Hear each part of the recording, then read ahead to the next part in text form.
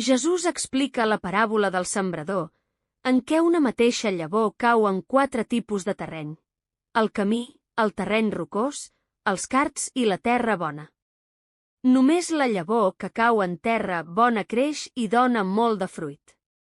Després, Jesús explica als seus deixebles que parlen paràboles perquè només aquells que estan oberts a escoltar i entendre poden comprendre el missatge del regne de Déu. Finalment, interpreta la paràbola.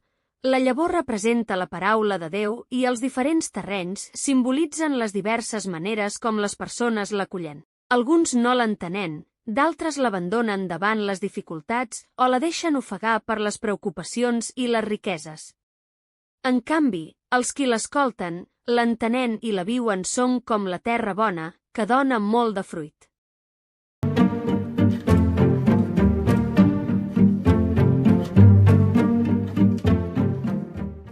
La mateixa llavor cau sobre tots els terrenys.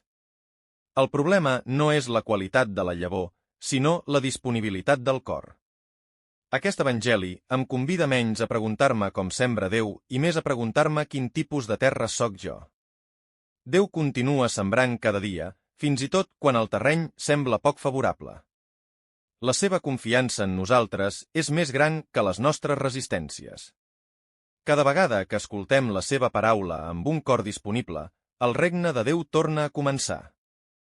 La pregunta que deixa aquesta paràbola no és si Déu continua sembrant. La resposta és clara, sí. La veritable pregunta és: quin terreny trobarà avui en mi?